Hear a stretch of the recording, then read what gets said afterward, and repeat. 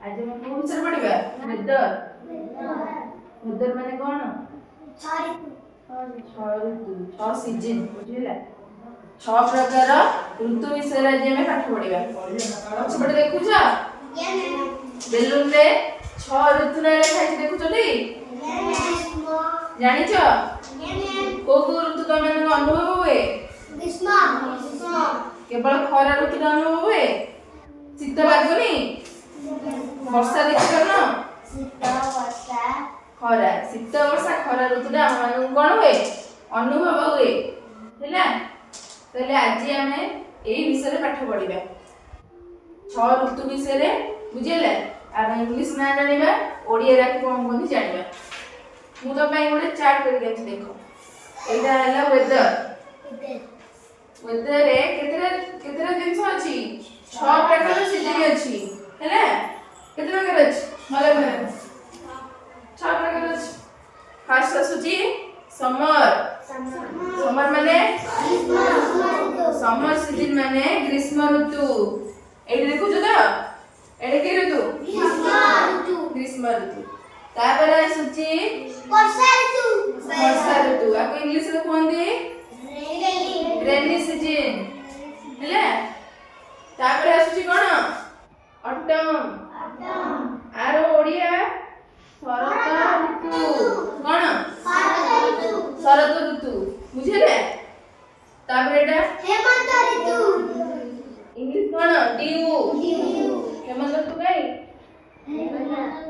Blue colour balloon ने लिखा है हैला हेमंत ऋतु तापर असुची बसंत तापर असुची शीत ऋतु आ इंग्लिश कोन विंटर ठंडा लागे ती शीत दिन रे ग्रीष्म ऋतु तापर निकला बसंत ऋतु इंग्लिश रे कोन कहती स्प्रिंग कोडा बसंत ऋतु बुझिले एटा हला बसंत ऋतु ताले छह ऋतु विषय तमे जानि छ केउ ऋतु रे केउ फल होय सब जानि छ वर्षा दिने कोन खाय भल लागे वर्षा दिने तरबूज खरा दिने तरबूज खाय भल लागे बुझिले वर्षा दिने सबुज पनिपरिबा मिले बुझिले कोन मिले सबुज पनिपरिबा खरा दिने आंबो पणस तरबूज काकुडी ए सब जिंस पाचे ए सब जिंस खाया मध्य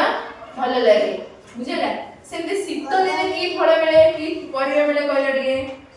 एबे तो शीत दिन चली नै तले एबे शीत दिने की परिबा मिलु छी कोबी वेरी गुड एबे कोबी मिलिबो आ कोन मूला गाजर पियाज रसुण ए सब कोन आलू सब कोन बाइगन तो सब सीजन में होउची बुझिला वर्षा रेनी सीजन में होउची बाइगन बिलाती किंतु शीत दिने कोबी मिले बुझिले आ को मिले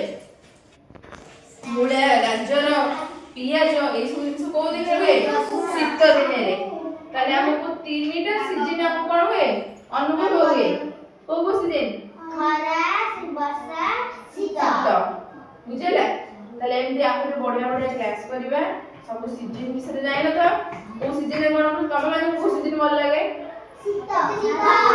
भल लागे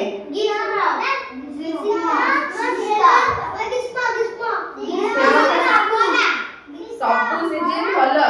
सब सीजन कोन हम मानक उपकार पई होईथि हैला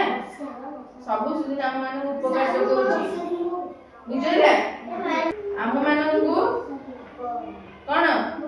उपयोगी सब सीजन हम मानक उपयोगी बुझिले तले आउटा नेक्स्ट क्लास रे कोन करबा आउ अधिक भल जिंस जानिबा क्लास करबा बुझिले।